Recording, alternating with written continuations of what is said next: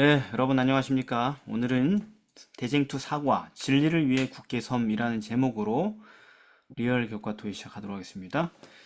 어, 기억절은 요한복음 3장 14, 15절입니다.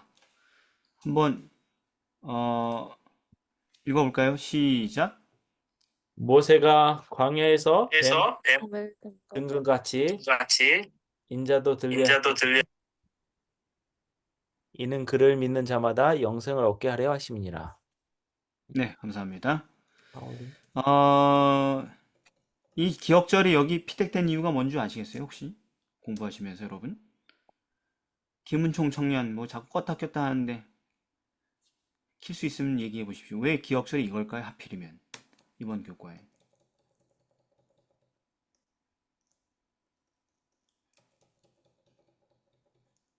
물어봐서 죄송합니다. 켜졌다, 켜졌다. 왜 이게 기억절일까요?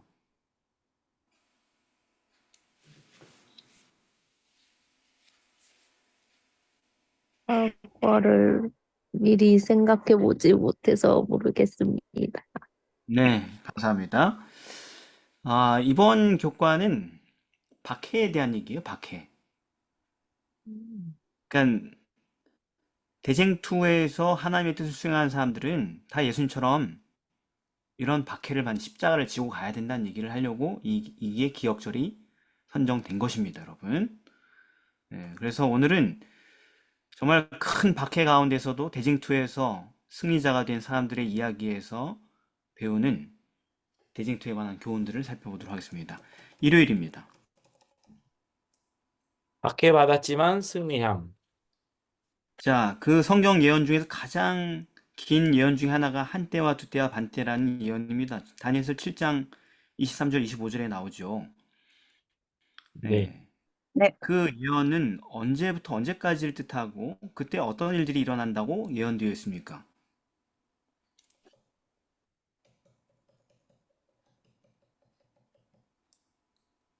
로마 법안권이 확립된 6세기, 그러니까 BC 538년부터 1798년까지 1260년의 기간을 얘기를 하고, 그때에는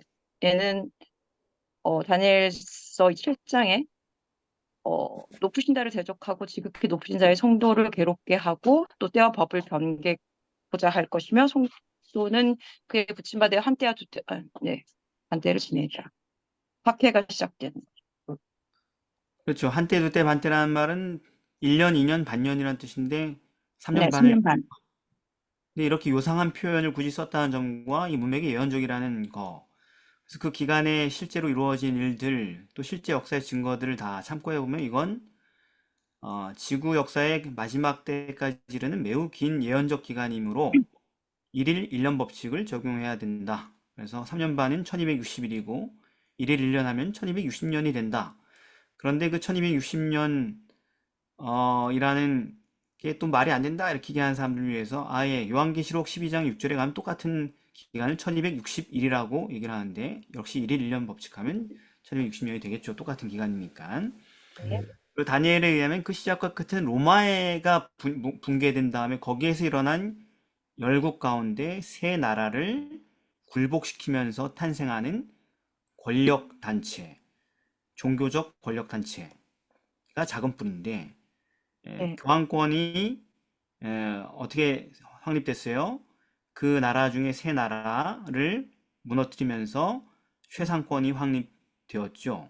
근데 그 네. 세 나라를 왜 무너뜨렸냐면 역사적으로 보면은 그 왜 있잖아요. 삼위일체 논쟁, 최초의 이단 논쟁이었던 예수님이 뭐 삼위일체냐 아니냐 이런 거 가지고 각 교회마다 종교의 교리와 신조가 달라서 갈등이 있었는데 주류였던 삼위일체파였던 사람들이 교황권을 중심으로 하여서 싸웠죠.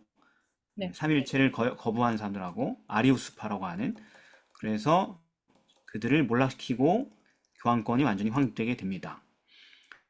그리고 1798년에 교황권이 몰락할 때까지 정확하게 1260년이라는 기간이 나오게 되지요.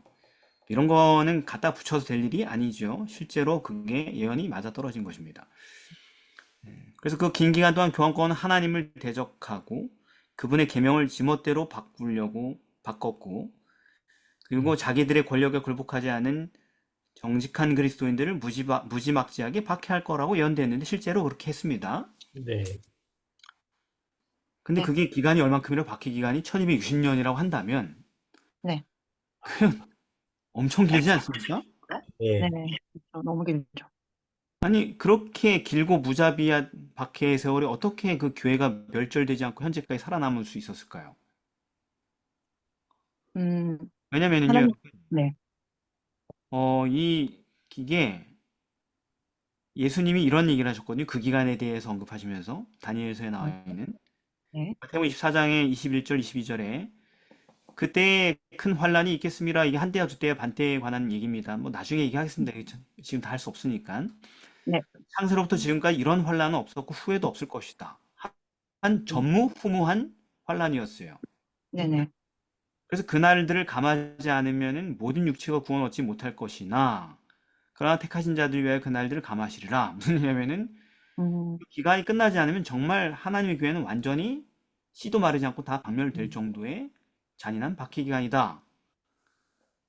그래서 음. 그 날들을 감하셨기 때문에 생존했다. 근데 그 감안할지라도 몇 년이에요? 1000년 이상이잖아요. 네, 60년. 아니 이렇게 예수님께서 말씀할 정도로 지독한 박해를 1000년 이상 동안 받았는데 네. 그래서 실제 역사의 기록들을 보면은 집계된 것만 해도 9천만 명이 죽었다 하죠. 인구가 없는 그 시대에 음, 순교를 했다고 하죠. 믿음 때문에. 그 어떻게 교회가 멸절되지 않고 이 세상이 전부 다 가톨릭 교회로 남아 있어야 되는데 지금 개신교회나 수많은 교회가 있는 게 너무 신기하잖아요. 네. 재림교회가 있다라는 것도 정말 기이한 일이죠. 이렇게 이 세상이 이렇게 될 수 있는 게 어떻게 그게 가능했을까요? 생존 비결이 뭐였을까요? 하나님께서 준비해 주신 피난처가 있었는데 거기로 이제 도망을 했어요. 계시록 12장 6절에 그곳이 어디냐 하면 광야인 거죠. 그렇죠. 그곳에서 네, 있을 수 있었기 때문에 예. 네, 견딜 수 그러니까 있었습니다. 요한계시록은 그 기간에 대해서 얘기하면서 그 여자의 생존 비결을 광야로 도망가서 1260일 동안, 그러니까 그 박해 기간 동안 저를 양육하기 위하여 하나님께서 예비하신 곳이 있었다. 교회가 살아남을 수 있는 비결이 여기에 써 있는 것이었죠. 하나님께서 그들의 피난처를 마련해 주셨다. 그게 어디였다? 광야였다. 여러분, 광야는 어떤 곳입니까? 광야라고 할 때 그게 뭐예요? 정확하게. 뭘 의미하는 거면 성서적으로. 일단 첫 번째, 네. 일단 사람이 없는 예. 욥기 18장에 보면 사람이 없는 땅, 사람이 없는 광야라고 나와 있어요. 일단은 그렇죠. 그래서 네. 그리고 레위기 16장에서 대속죄를 얘기할 때 마지막에 아사셀을 위한 염소를 광야로 보내면서 끝나게 되는데 10절에 16장 10절에 네. 나중에 22절에 보면은 그 광야를 뭐라 그러냐면 염소가 그들의 모든 불의를 지고 무인지경에 이르거든 광야에 놔라 이렇게 얘기했어요. 광야는 무인지경, 무인지대, 사람 없는 곳.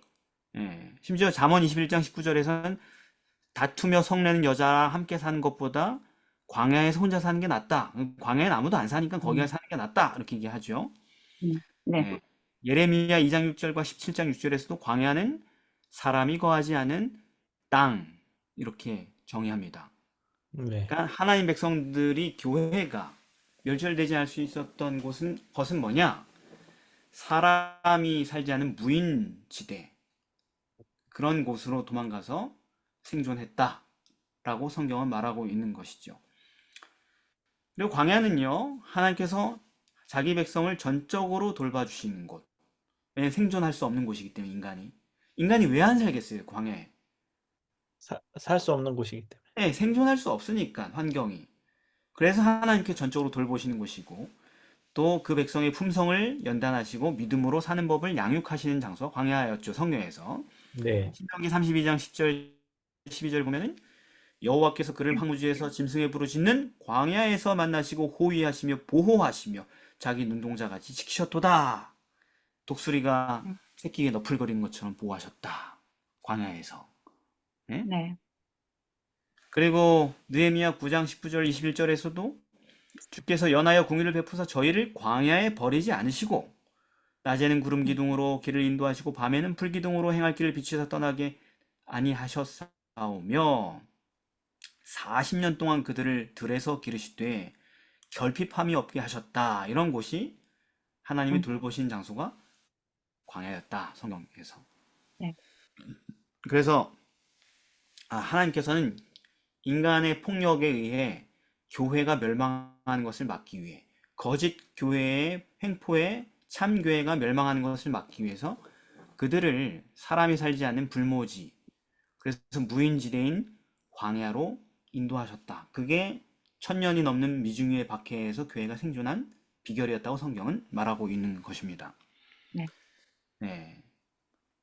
그래서 그런데 광야가 어떻게 그들의 생존을 위한 최적의 환경이 됐는지를 요한계시록 12장 14절 16절은 잘 설명해주고 있습니다. 예. 그 여자가 큰 독수리의 두 날개를 받아 광야 자기 곳으로 날아가 거기서 뱀의 얼굴을 피해 한 떼와 두 떼와 반 떼를 양육받으며 맞죠? 다니엘 네, 10장에 있는 그 기사죠, 그죠? 네. 네. 그러면 뭐 거기 가 있으면은 다들 그래 너 뭐 거기서 살아라 하고 눈앞에서 없어졌으니까 관심이 없어요? 아니면 죽이려고 할까요?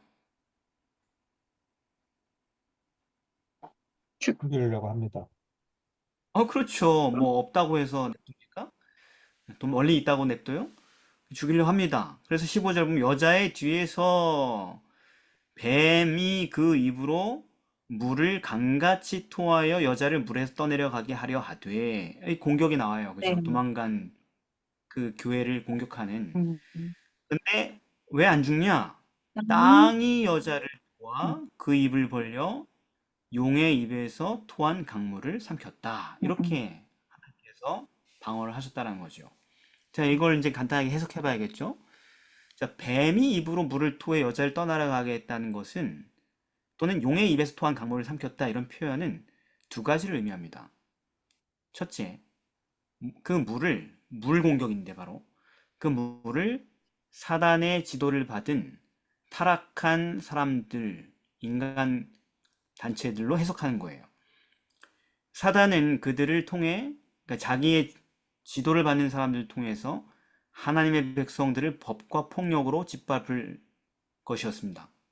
그죠? 네. 불과 칼과 이런 폭력으로 말입니다. 그리고 이 폭력을 행사하는 본질은 뭐예요? 신앙 양심의 자유를 억압하려는 폭력이죠. 네. 자, 그럼 성경에서 물이 이런 폭력을 상징하는가? 그렇죠. 이사야 8장 7절 8절에 주 내가 흉용하고 창일한 큰 하수 곧 아수르 왕과 그의 모든 위력으로 그들 위에 덮을 것이라. 그것이 흘러 유다에 들어와서 창이라고 목에까지 미치리라. 그러니까 아수르가 대군을 이끌고 유다를 멸망시키기 위해서 쳐들어온 장면을 물에 비유했죠. 그죠? 물의 공격. 그죠? 사단의 지도를 받는 백성에. 그 다음에 그렇게 요한계시록 17장 15절에 가면은 천사가 내게 말하되 내가 본 바 음녀의 음녀가 박해자들이죠. 많은 물은 음녀가 앉은 물이 나오는데 그 물은 뭐다? 백성과 무리와 열국과 방언들이다. 맞죠? 그죠? 폭력을 행사하는 사람들입니다. 그죠? 네. 예. 그래서 다니엘 11장 33절에 보면은 그렇기 때문에 그들이 칼날과 불꽃과 사로잡힘과 약탈을 당하여 여러 날 동안 쇠폐하리라 한 것입니다. 자, 그게 첫 번째 공격입니다. 물리적 공격. 물을 토해서 한다는 거면 그 자기의 지시를 받는 사람들을 보내서 학살했다 이런 얘기입니다. 두 번째 뭐냐면은 이 공격은 단순히 세속 권력이나 물리력 행사만 뜻하는 게 아닙니다. 여기에 주어가 두 개가 있어요. 뭐하고 뭐가 있어요? 물을 공격하는 용하고 뱀이 있죠. 네. 네. 용이라고 할 때는 폭력이에요. 성경에서. 뱀이라고 맞아. 할 때는 뭐예요? 거짓. 그렇죠. 괴계입니다. 괴계. 네, 거짓입니다. 그러니까 여기서 이제 주어를 용이랑 뱀이랑 치환해 사용하는 걸로 보아 두 가지 버전을 다르게 하려고 합니다. 계시록은. 그것은 그의 백성의 폭력이 아니라 단지 그 백성을 통해 쏟아낸 사탄의 모든 거짓 교리 또는 다른 복음 등도 다 포함하는 것입니다. 그래서 그걸 성경적으로 우리가 또 입증을 해야겠죠. 그렇게 해석할 수 있는 근거가 뭐예요? 이렇게 또 우리한테 물어볼 거니까 누군가가. 네. 그러면은 이제 뭐 창세기 3장 4절 뱀이 여자에게 이르되 너희가 결코 죽지 아니하리라. 아, 뱀은 처음부터 거짓말한 자였죠. 네. 그리고 시편 144편에 가보면은 7, 8절을 보면은 위에서부터 주의 손을 펴사 나를 큰 물과 이방인의 손에서 구하여 건지소서. 아, 물에서 건져달래요. 근데 그 물이 폭력인 줄 알았는데 다음 절에 뭐라고 써 있어요? 저희의 입은 괴사를 말하며 그 오른손은 거짓의 오른손이니이다. 이렇게 써 있네요. 그죠? 그래서 물은 거짓 교리의 공격이 될 수 있습니다. 음. 왜요? 김은총 왜 그 표정 뭡니까? 어, 아니, 호응을 하려고 그러는데 소리 내면 그래가지고. 아, 네. 근데 그 표정이 호응하는 표정이 아니라 과연 그런가? 이런 표정이 떠가지고 제가 물어봤습니다. 자, 그러므로 물을 네. 쏟아 퍼부어서 떠내려가게 했다는 것은 단순히 폭력으로만 양심을 굴복시키려는 것만 의미하지 않고 진리에서 그 마음이 미혹되어 떠나가려 하게 하는 공격도 포함된다라는 것이죠. 음. 네, 그래서 이게 먹힙니다. 고린도후서 11장 4절에 보면은 만일 누가 가서 우리의 전파하지 않은 다른 예수를 전파하거나 너희의 받지 않은 다른 영을 받게 하거나 너희의 받지 않은 다른 복음을 받게 할 때에는 참교회가 너희가 잘 용납하는구나. 이게 보편적인 현상이었어요. 음. 음. 음. 예. 그래서 뱀이 그 간계로 하와를 미혹해 한 것 같이 너희 마음이 그리스도를 향하는 진실함과 깨끗함에서 떠나 부패할까 두려워한다. 고린도후서 11장 3절에서 그렇게 얘기하신 거죠.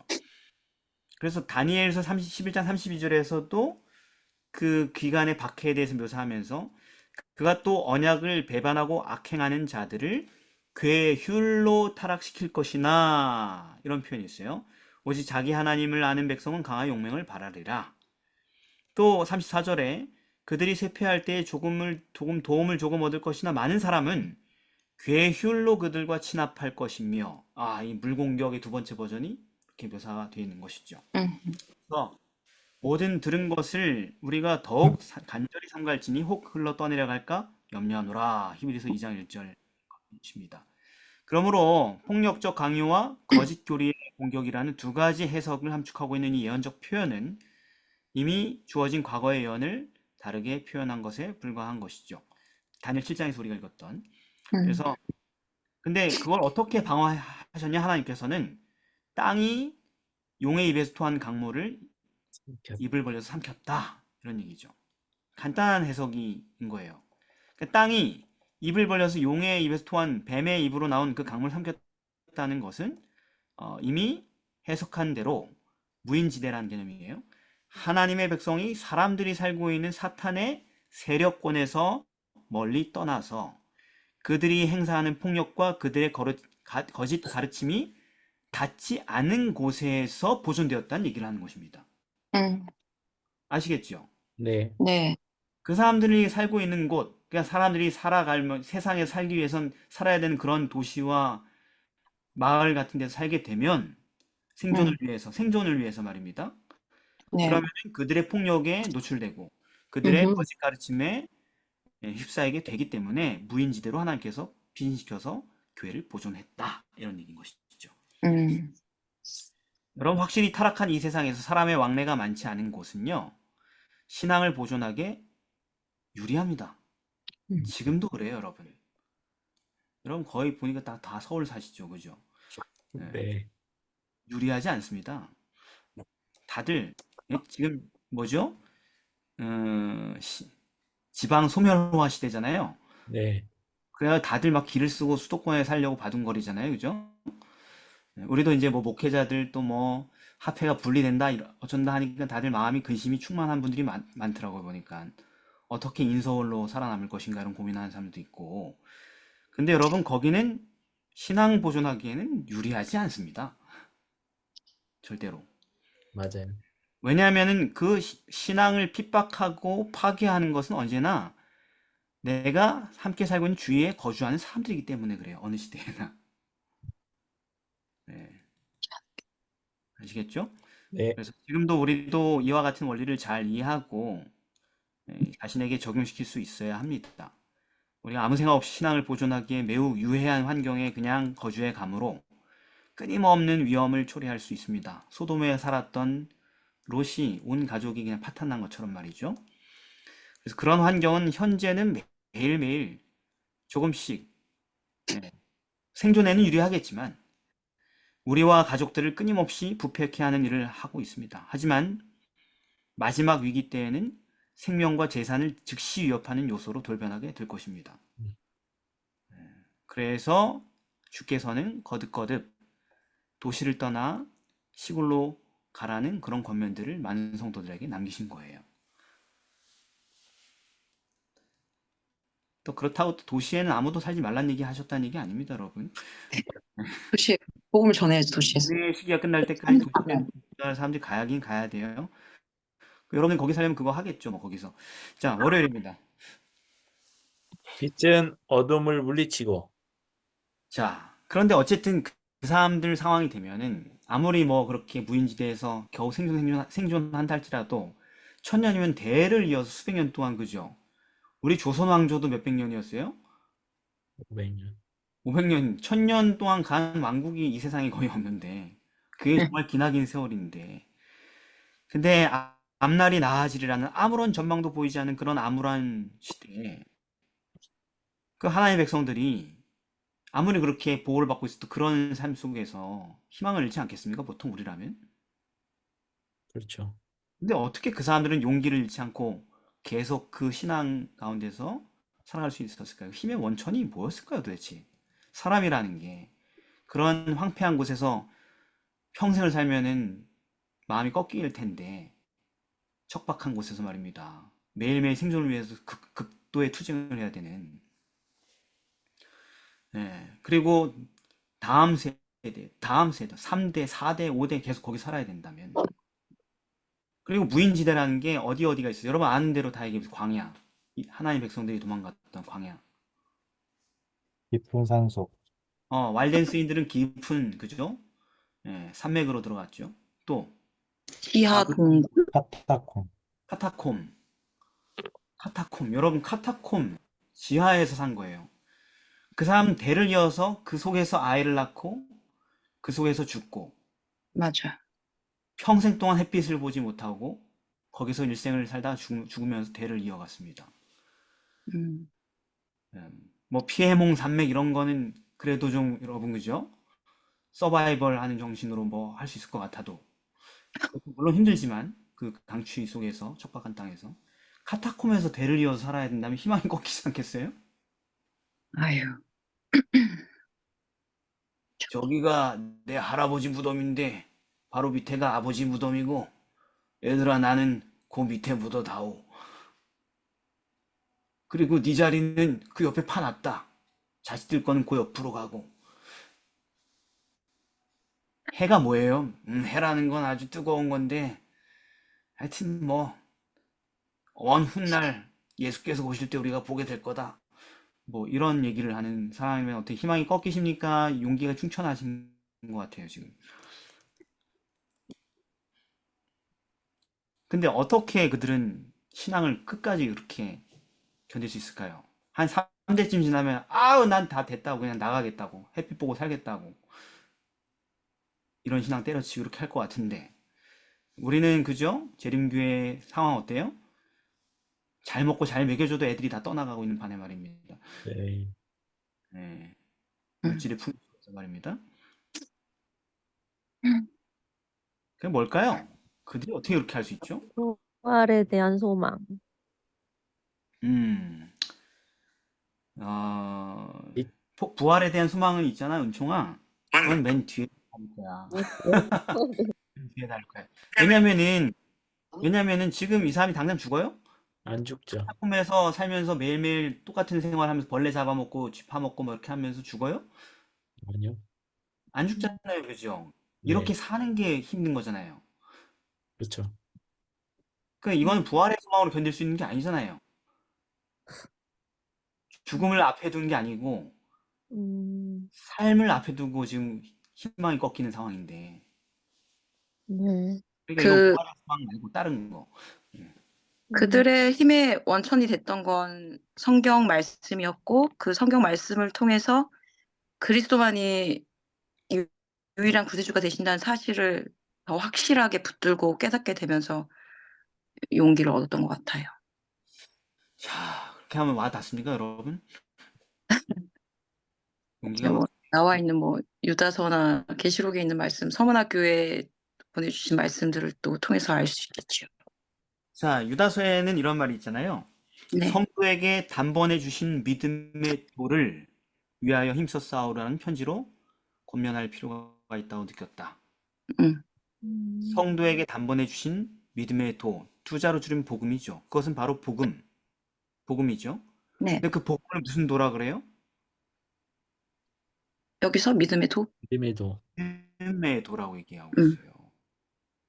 무슨 얘기냐면은 음, 복음이라는 하나님의 약속을 믿음으로 견딜 수 있었습니다. 믿음으로. 원천이 뭐라고요? 믿음. 믿음이라고 해요. 예. 내가 장차 받을 고난 두려워하지 마라. 죽도록 충성하라.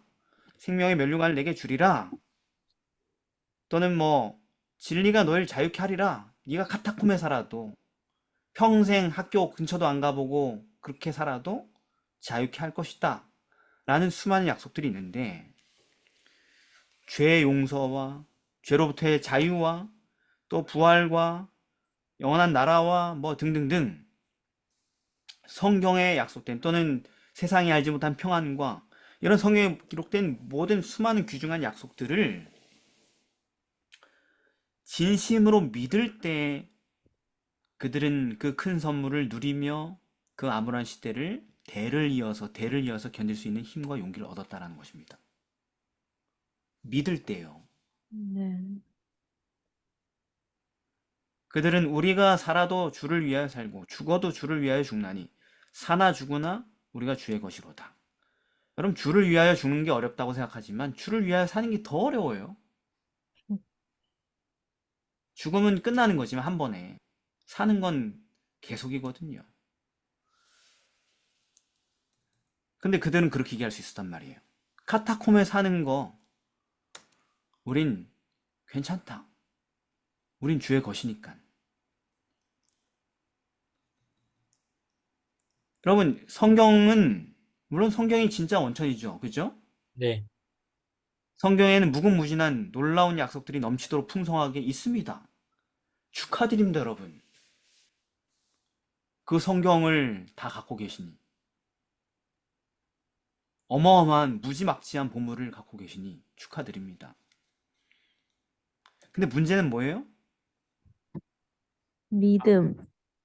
왜 우리 각자 그것을 정말로 믿느냐의 문제인 거예요. 있으면 뭐예요? 있으면 뭐해? 안 믿으면 그만인 거예요.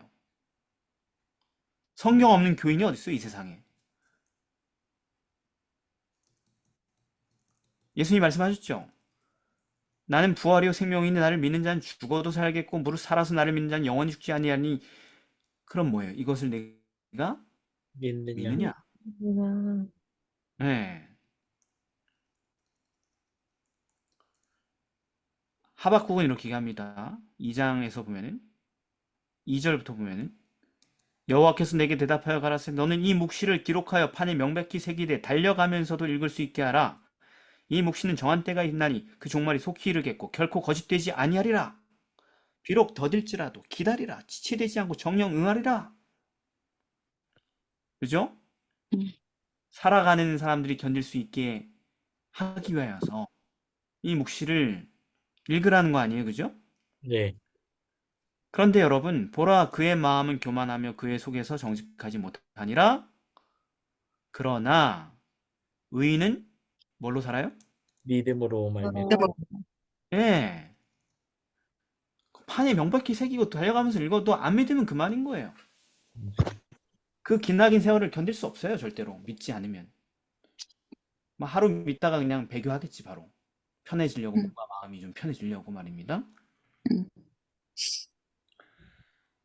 그래서 바울은 이걸 가지고 이렇게 얘기했어요. 복음에는 하나님의 의가 나타나서 믿음으로 믿음에 이르게 하나니 기록된 바 오직 의는 믿음으로 말미암아 삽니다.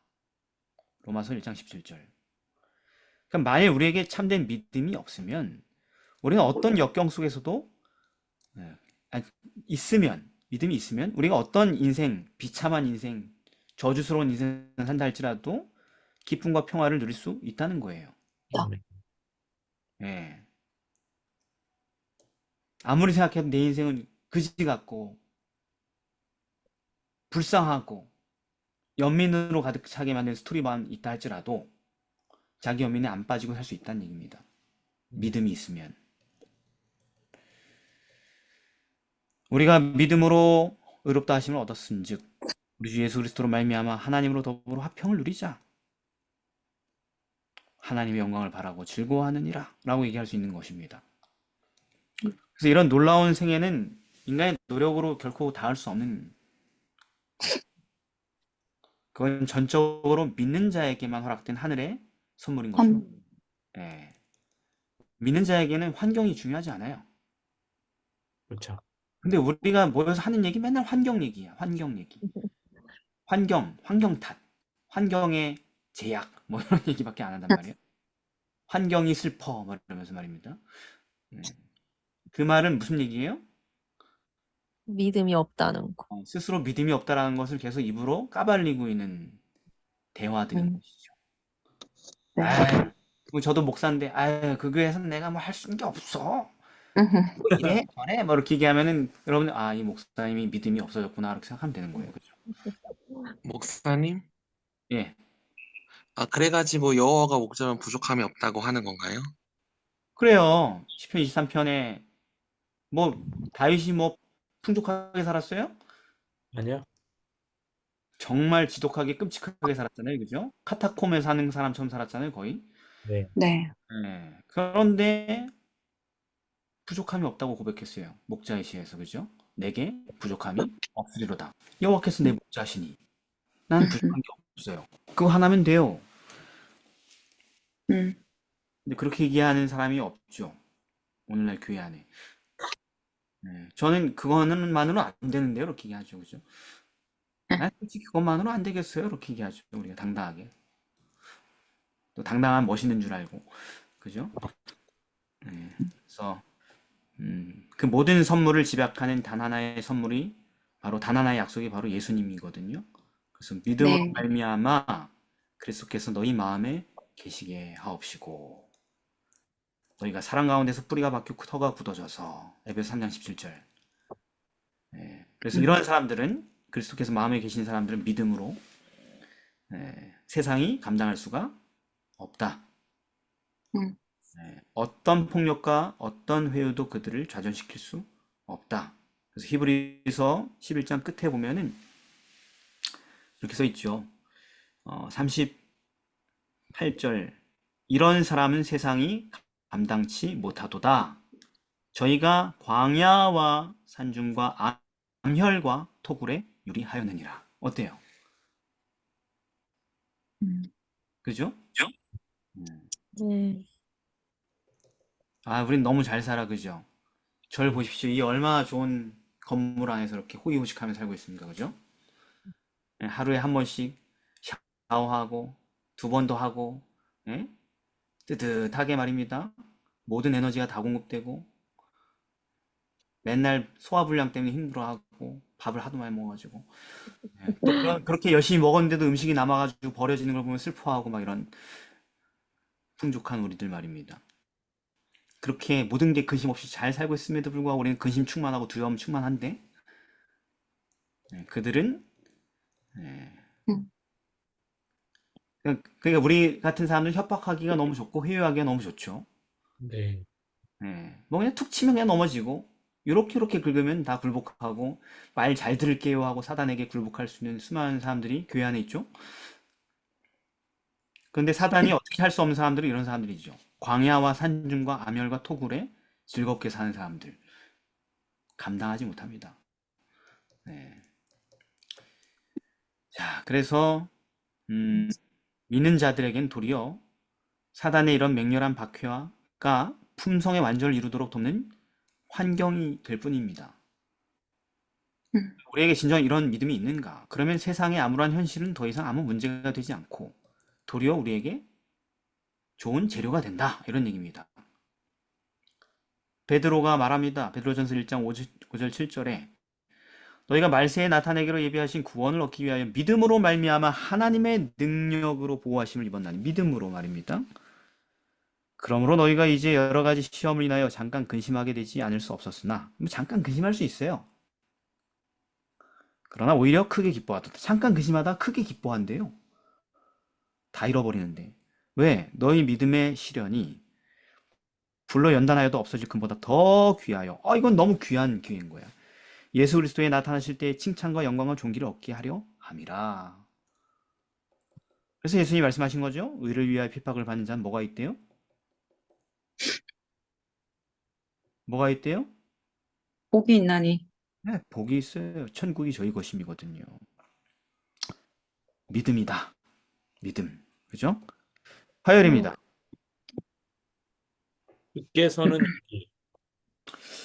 자, 이제 그래 그 사람들이 그 박해 기간 동안 살아남았습니다. 근데 그 사람들이 각 시대마다 이런 잔인한 박해를 받았던 사람들이 참 하나님의 백성들만 갖고 있던 특별한 어떤 신념이 있었어요. 그 사람들의 특징이 있었어요. 그게 혹시 뭔지 아십니까? 여러분 사도행전 4장, 5장을 보시면 나오는데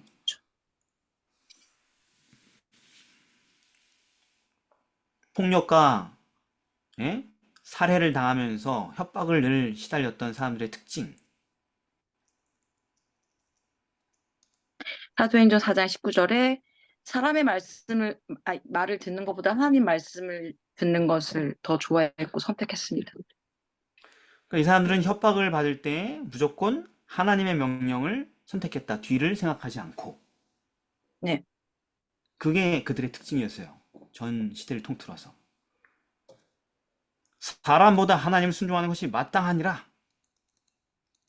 우리 말 들어. 아니 사람보다 하나님을 순종하는 게 마땅하죠. 이렇게 대답했다는 거죠. 음. 프로테스탄트 항의자 정신을 갖고 있었다고요. 모두 다. 권력에 굴복하지 않았다는 것입니다. 특징이. 잘못된 권력에. 그들은 인간의 권세 앞에 굴복하라는 위협이 올 때마다 언제나 하나님께 충성하는 편을 택하였습니다. 뒤를 생각하지 않고. 그들은 폭력의 앞에서도 사람의 계명이 아니라 하나님의 계명에만 충성했습니다. 뭐 요즘 정치권에서도 나는 사람에게 충성하지 않는다 이런 말들이 많이 회자되고 있더라고요. 보니까. 아무튼 뭐 정치인들이 하는 말이야 그냥 말뿐이고 돈에 충성하든지 권력에 충성하든지 뭐에 충성하든지 그렇게 미련해 보이는 길을 그들이 공공연하게 선택한 이유는 그렇게 하면 죽는 거거든요. 근데 그렇게 딱 선택을 해버린 이유는 타협은 곧 마귀의 괴계에 결정적으로 낚이는 순간이며 그런 방식의 생존이 곧 영혼의 확정적인 멸망임을 알았기 때문에 그렇습니다. 그 왜 일본의 되게 유명한 소설가가 침묵이라는 소설을 썼잖아요. 기독교 소설을. 영화로는 사일런스라고 이렇게 나왔는데 선교 사제들이 일본에 선교를 하러 갔다가 그 선교사들이 그 잔인한 일본의 고문과 위협과 박해 앞에서 타협하고 호의호식하며 살았다. 뭐 이런 스토리를 가지고 선교사들의 고뇌 이야기를 다룬 건데 그 중에 이제 선교사들에게 회유를 요청하면서 회유하지 않으면은 이 일본인 신자들을 잔인하게 고문하고 죽이겠다 하면서 계속 죽이는 거죠. 사람들 앞에서. 끔찍하게. 그러니까 신부들이 자기 소중한 성도를 살리기 위해서 타협하게 만들려고 하는 거죠. 네. 그런데 오히려 신부들이 막 고뇌하고 막 떨고 하나님 어디 계시냐고 울부짖고 그러지만은 본토 신도들은 일본인 신도들은 여기서 얘기하는 것처럼 기쁘게 죽음을 맞이하면서 막 죽어요. 순교를 막 당해요. 그래서 그런 사람들을 살리려고 막 고뇌하는데 되게 웃기는 인물이 하나 나와요. 일본인 중에. 다 죽음을 영광스럽게 맞이하는데 한 일본인은 침을 뱉으라 그러면 침을 뱉어요. 예수님 그 그림에. 성경에 막 침을 뱉는 겁니다. 그리고 살아남아요. 매번 그렇게. 그러면 선교사를 몰래 찾아와가지고 이렇게 울부짖는 거예요. 신부님, 제가 이렇게 큰 죄를 졌는데 이런 죄도 고백하면 용서를 해주시겠죠? 그렇게 얘기해요. 그럼 신부가 뭐라 그랬어요? 우리 주님은 다 용서해 주십니다. 이렇게 얘기해요. 그래요, 감사합니다 하면서 울면서 막 기도해요. 고백하고 고해성사하고. 그런데 다음에도 또 그런 상황이 되는데 또 침을 뱉고 살아남고 또 고백해요. 어, 그렇게 살아남는 한 일본인 캐릭터가 있습니다. 나중에 한번 영화 같은 거나 소설책이나 한번 보실 기회가 있으면 보면 됩니다. 예. 그러면 그 사람 보면서 복잡해지겠죠? 사제가 마음이. 예. 내가 맞나? 지금 맞는 얘기를 한 건가? 여러분, 아닙니다, 여러분. 사제가 잘못 가르친 거예요. 네. 배교하는 순간 모든 것이 끝나는 것입니다. 그리고 그 배교를 합리화하는 순간 더 이상 희망이 없게 되는 겁니다. 예. 그래서 성경은 마귀의 괴계를 능히 대적하기 위하여 전신갑주를 입어라 얘기하고, 하나님께 순복해라, 마귀를 대적하라고 말하고, 그리고 네 가진 것을 굳게 잡아 아무나 네 멸류관을 빼앗지 못하게 하라면서 계속 마귀의 타협해 하는 그 어떤 타협한 제시를 극도로 경계하라고 얘기하는 거예요. 제가 여러분 교회 다녀보니까 교회도 똑같아. 우리 교회도. 우리 교회도 이런 타협을 제시하는 일들이 끊임없이 일어나요. 네. 이게 다 사람 사는 세상이고 똑같은 세상이기 때문에, 예, 정신 안 차리면은 우리도 배교가 일상화된 남은 교인의 삶을 살 수 있습니다. 그 일본인처럼. 하나님 이번에도 용서해 주실 거죠? 퇴! 어, 우리도 그렇게 살 수 있습니다. 얼마인지 이미 그렇게 살아왔는지도 몰라요, 우리가. 남은 자손이라고 생각하면서. 그러면 소위 자기가 지혜롭다고 믿는 많은 목사들과 성도들이 생각하는 가장 이상적인 삶이 뭔지 아십니까? 불필요한 마찰을 모두 지혜롭게 피하고 모든 사람들에게 두루두루 칭찬받고 인정받는 삶이랍니다. 저는 그 얘기 진짜 많이 들었어요, 교회 다니면서. 왜 그렇게 못 사냐고. 나를 보라고. 이런 분들의 말을 많이 들었어요, 지금까지. 그들이 보기에는 자기 원칙이나 신념을 지키려고 권력자나 또는 군중과 마찰을 선택하는 사람들은 매우 시선이 좁고 교양이 부족하고 완고하고 무식해 보인다고 합니다. 그렇게 얘기를 해요, 사람들이. 왜 이렇게 어리석냐고 막 탄식하면서 답답하다. 왜 이렇게 어리석냐고 막 이렇게 얘기를 해요. 왜 그렇게밖에 못 사냐고 막 이렇게 얘기합니다, 여러분. 그러나 여러분, 그렇게 살아가는 모든 사람들은, 자부심을 갖고 있는 그 모든 사람들은 예수께서 주신 엄중한 경고의 말씀을 기억해 봐야 됩니다. 누가복음 2장 6장 26절. 한번 누가 읽어볼까요? 누가복음 6장 26절. 나는 모든 사람에게 인정받고 칭찬받는다. 왜 나처럼 안 사냐 이렇게 얘기하는 사람들에게 우리가 뭐라고 해줄까요?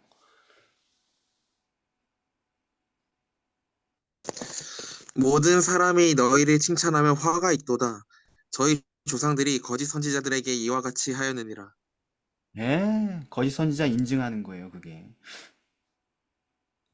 스스로 거짓 선지자 인증하는 거예요. 이런 성경절 자체를 머릿속에 안 두고 있기 때문에 그런 말을 하는 것입니다. 읽어도 이런 말씀들이 들어오지 않는 거예요. 이게 어떤 말씀 들어오지 이런 말씀은 다 그냥 그렇게 흘러가는 겁니다. 무시무시한 상황인 거죠. 여러분, 모든 사람에게 인정받고 누구의 반대도 받고 있지 않으세요? 그걸 자랑이라고 생각하십니까? 당신이 이미 철저한 배교자인 것입니다. 그건 프로테스탄트의 삶이 아니에요.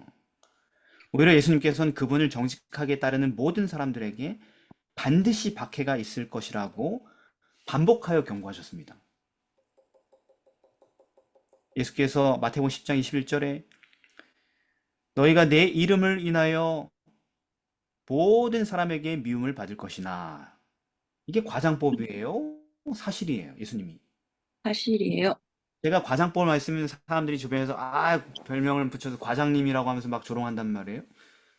김 과장님 이러면서 막. 예수님이 그런 조롱을 받을 말을 하시는 거예요? 진실한 얘기를 하시는 거예요? 진실한 말씀. 네, 너희가 내 이름을 위하여 모든 사람에게 미움을 받을 거야. 나중까지 견디는 자는 구원을 얻으리라. 그런 삶을 견디고 끝까지 배교하지 않는 자가 구원을 받는 것이다. 음. 그리고 25절 보면 제자가 그 선생 같고 종이 상전과 같으면 족하다 하시면서 집 주인을 바알세불이라 하였거든. 하물며 그 집 사람들이랴. 집 주인을 바알세불이라 그러면서 탄압하는데 그 집에 속한 사람들이 멀쩡하게 살 수 있겠냐, 이 세상에서. 살 수 있겠습니까, 여러분? 그러니까 우리 글쎄요. 목사들도, 저와 같은 목사들도 멀쩡하게 목회 무사히 아무 일 없이 했으면은 심각한 거예요. 특히 말씀 전하는 사람들이 말입니다. 네. 이처럼 모든 사람, 심지어 자기 가족에게도 성서적 신념 때문에 핍박을 받는 게 그게 이 세상의 자연스러운 현상인데, 교회에서도 조직에서도 이 타락한 세상에서도 아무런 반대를 만나지 않고 지혜롭게 잘 균형 잡힌 삶을 살고 있다면 그 사람이 과연 십자가를 지고 그리스도를 양심적으로 따라가는 사람이라고 할 수 있겠습니까?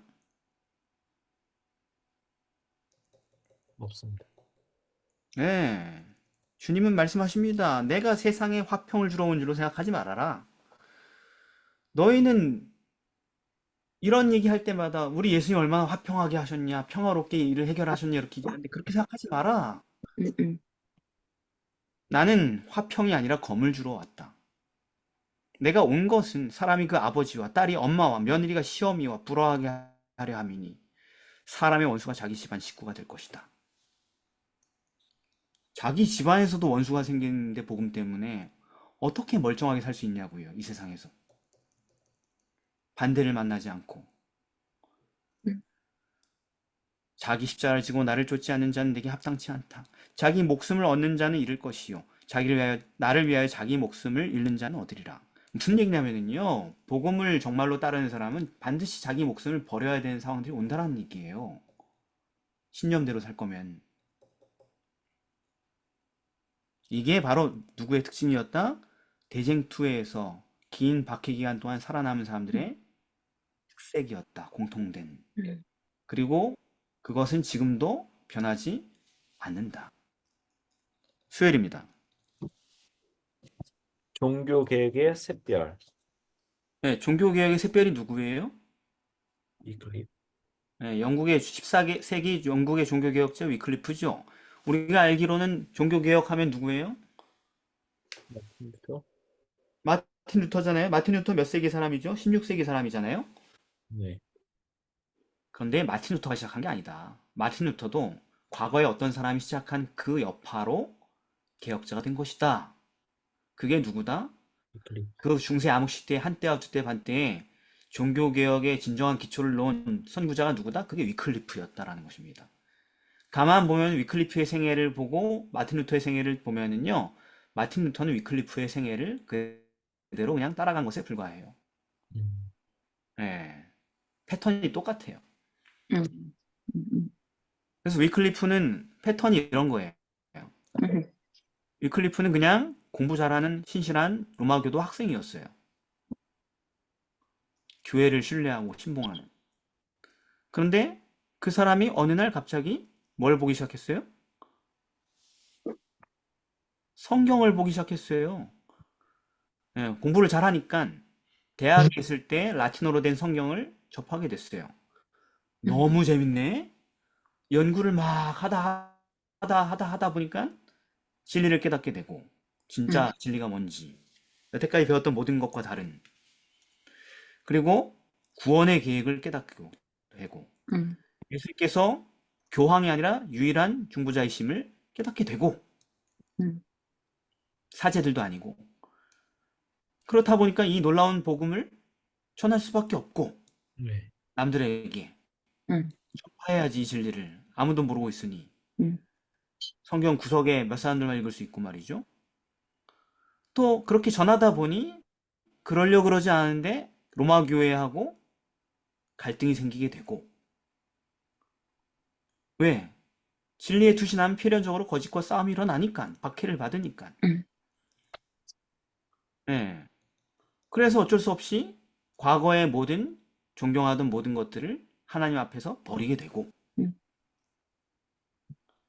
그리고 거짓을 공격하게 되고, 항의하게 되고, 하나님 말씀을 여기저기 유포하게 되고, 하다 안 되니까 어떻게 하면 성경을 더 많이 유포할 수 있을까? 아, 성경을 필사하자. 라틴어로 돼 있으니까 아무도 못 읽으니까 영어로 만들어가지고 사람들이 읽게 하자. 그래서 영어 성경 만들게 되고, 그리고 마침내 종교 개혁이 일어나게 되고, 큰 박해가 일어나서 수많은 사람들이 죽게 되고, 위클리프 자신도 어떻게 됐어요? 비록 처형당하기 전에 죽었지만 결국은 시체가 몇십 년이 지난 다음에 땅속에서 끄집어내서 화형식을 하고 처형식을 하고 강에다 갈아서 뿌려버렸다. 이게 제가 지금 요약한 거예요, 위클리프. 네. 여러분, 마틴 루터 인생 요약하면 똑같아요. 거의 다르지 음. 않아요. 뭐 대학생, 음. 수험생이냐 뭐 그런 거 몇 가지 옵션만 다르고 다 똑같아요. 네. 여러분, 이런 위클리프의 생애와 사역으로 볼 때 종교개혁이라는 게 종교개혁이란 뭐라고 정의할 수 있을까요? 그것은 한 개인의 생애에서 어떻게 시작돼서 어떻게 맞춰지게 됩니까?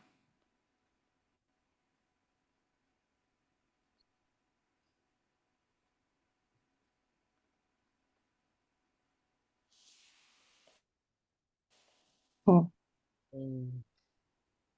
알았어요. 제가 얘기할게요. 시편, 근데 자꾸 눈치 보지 말고 뜸들이지 말고 할 네, 말 있으면 하시고 안 되면 그냥 하고. 시편, 네, 차례대로 이렇게 말씀이 있지만 시편 19편에 보면 이 종교 개혁자들은 하나같이 모두 하나님의 말씀을 기뻐하고 좋아했습니다. 여기 금보다 더 사모할 것이며 꿀과 송이꿀보다 더 달게 느꼈죠. 그리고 또 율법, 하나님의 율법을 네. 사랑했고, 그리고 하나님의 뜻을 또 행하는 것을 또 기뻐했고, 예. 네. 그래서 그 루터도 그렇고 리클프도 그렇고 솔라 스크립투라 해서 진짜 그 성경 말씀이 그들의 생애에서 진짜 변화를 가져올 수 있는 유일한 그 길이었고, 그곳에서 하나님을 만나고 그렇게 된 거죠. 이런 과정을 통해서 말씀을 기뻐하고 율법을 사랑하고 그러면서 네, 감사합니다. 그 그러니까 다윗처럼. 종교개혁이란 윤석이 왜? 쭉 생각을 해봤는데 어, 종교 개혁이란 그 진리가 무엇인지 찾아가는 과정에서 시작이 되며 음, 그리고 그 진리를 내가 받음으로써 많은 감동과 또 많은 감사함을 느끼게 되고 음, 또 그것을 주위에 그 느낀 바, 배운 바, 감동받은 바, 사랑받은 바를 주위에 있는 그대로 이야기함으로써 시작된다고 생각이 됩니다. 예, 맞습니다. 그러니까 종교개혁은 하나같이 패턴이 똑같아요. 한 사람이 성경에 사로잡혀서 완전히 그 자유케 하는 진리를 깨닫게 되어서 그 말씀에 순종하기 위하여서 인간의 모든 전통과 권위로부터 떠나는 것을 시작하여서 음. 그 자유를 다른 사람들에게 나눠줌으로 성경을 모든 사람을 사람이 만든 종교로부터 자유케 하는 사업이 종교개혁인 것입니다. 음. 그래서 이 사건은 필연적으로 하나님의 말씀과 사랑에 빠지는 일에서 시작되는 거예요. 한 개인이. 그리고 그 진리의 말씀을 어쩔 수 없이 나눌 수밖에 없어서 나눔으로 세상의 거짓 종교의 권력과의 긴 투쟁을 겪다가 순교자로 생애를 마치는 것이 종교개혁의 삶인 것입니다. 그렇게 시작해서 성경과 사랑에 빠져서 순교자로 끝나는 게 종교개혁이에요. 그리고 이 모든 놀라운 생애의 시작은 반드시 성경과 사랑에 빠진 일에서 시작된다는 것입니다. 지금도 종교개혁 시대거든요. 똑같은 일은 일어나야 된다고요. 계속. 그래서 지금 얘기하신 시편의 수많은 말씀들을 보면은 한마디로 맛이 갔어요. 뭐에? 성경 사랑에 맛이 간 겁니다. 네. 네. 그러니까 다윗이 대부분 쓴 글인데 네. 그냥 성경에 넋이 나갔어요. 성경에 그냥 모든 것이 몰두됐어. 사랑에 빠져가지고. 예. 그게 시작점이에요, 종교개혁의. 근데 오늘날 우리 성도들이 성경 읽는 것 매우 괴로워하고 힘들어하고 귀찮아하고 뭐 또 열심히 읽어야 되는데 읽으려고 하는데 사랑에 빠지기는 불가능할 것 같고 막 그런 느낌들 많이 느낀단 말이에요. 아, 이거 어떻게 사랑에 빠지지? 내가 드라마하고 사랑에 빠지는 건 이해가 돼도 성경하고 사랑에 빠지는 건 이해가 안 된다. 뭐 이렇게 느낄 겁니다. 그죠? 드라마엔 사랑 빠질 수 있잖아요. 그죠? 몰두할 수 있잖아요. 그죠? 그런 분들에게 여러분, 드라마에는 잘 빠지는데 성경에서 안 빠진 분들에게 제가 공동체 성경 읽기 드라마 바이블을 추천드립니다. 예, 공동체 성경 읽기 유튜브에 들어가면 있는데 그거 틀어놓고 성경 읽으시면은 드라마 보는 것처럼 재밌어요. 예, 배우들이. 예, 진짜 재밌습니다. 그림도 나오고 말씀도 나오고 글 읽고 보고 듣고 다 됩니다. 음, 그래서 이 사도 바울이 그 사도행 18장 5절 11절에 보면은 5절에 바울이 하나님의 말씀에 붙잡혀 하나님의 말씀에 붙잡혀요, 사람이. 그리고 예수를 그리스도이라 밝히 증거하고 전하게 됩니다. 그리고 저희가 대적하여 해방하거늘 박해를 만나게 돼요. 그래도 멈추지 않습니다. 9절 밤에 주께서 환상 가운데 바울에게 말씀하시되 두려워하지 마라 잠잠하지 말고 말하라. 내가 너와 함께 있겠다. 이 성 중에 내 백성이 많다. 그래서 하나님께 용기를 얻어서 박해를 받아도 계속 1년 6개월 동안 말씀을 가르치니라. 이게 종교개혁이에요. 그리고 그 바울이 어떻게 죽었어요? 순교자로 죽었죠. 네. 박해만 당하다가. 네. 그러면 그렇게 고생했으면 후임자한테는 자네는 좀 더 보통 우리 드라마 같은 데 보면 그죠 후임자한테 그렇게 아니 나처럼 살지 마시게 이렇게 얘기하잖아요. 그죠? 다 그렇게 얘기하지 않습니까? 영화나 드라마나 이렇게 보면은 자네는 나처럼 살지 마. 뭐 이렇게 하면서 끝나잖아요. 죽기 전에. 선배가 그죠? 예. 그런데 바울은 뭐라 그러냐? 디모데후서 2장 1절부터 3절에 보면은 내 아들아 많은 증인들에게서 내게 들은 바를 충성된 사람들에게 부탁하라. 저희들도 말씀을 가르칠 수 있다. 너는 그리스도의 예수의 좋은 군사로 나와 함께 고난을 받자. 내가 걸어간 길을 같이 걷지 않겠냐? 그리고 9절에 보면은 디모데후서 2장 9절에 보면은 복음을 인하여 내가 죄인과 같이 매이는 때까지 고난을 받았으나 하나님의 말씀을 매이지 않았다. 이렇게 얘기하죠. 그래서 이 모든 경험을 우리가 짧게 요약하면 다음과 같습니다. 그러니까 지금 우리가 위클리프 얘기했잖아요, 그죠? 네. 바울 얘기하고 루터도 얘기하고 그 종교 개혁이란 뭐냐? 그 경험이 뭐냐? 그걸 가장 짧게 요약한 것 중에 하나가 뭐냐면요. 요한계시록 10장 9절에 10절입니다. 그게 우리의 경험이 되라고 써 있는 글이에요. 내가 천사에게 나아가 작은 책을 달라 한즉 하나님의 말씀을 그죠? 천사가 가로되 갖다 먹어버려라. 내 배에는 쓰나 내 입에 꿀같이 달리라 하거늘 내가 천사의 손에서 작은 책을 갖다 먹어버리니 그게 시작이에요. 종교개혁의. 내 입에는 꿀같이 다나 완전히 사랑에 빠져버렸어. 말씀이 나를 완전 붙잡았어. 하지만 먹은 후에는 내 배에는 쓰게 되더라. 그 말씀을 전하면서 박해와 순교와 핍박이 몰려오게 된다. 이게 종교개혁이에요. 근데 이 구절, 계시록 10장에 있는 이 구절이 지금 누구에게 예언한 거예요? 누구의 삶이 되라고? 예언적으로? 이건 우리들에게 적용되겠네요. 네, 이 말씀 우리에게 적용되는 명령이에요.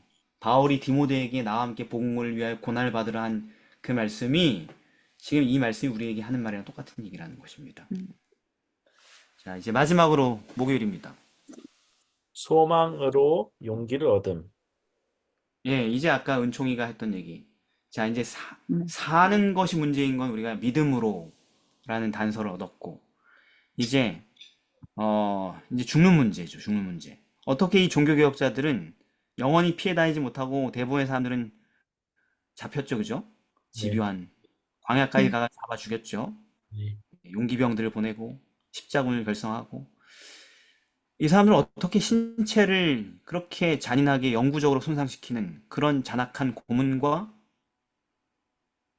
고통스러운 방식의 다양한 처형을 그러니까 죽음을 앞두고서도 그렇게 담대하고 기쁘게 끝을 맞이할 수 있었을까요?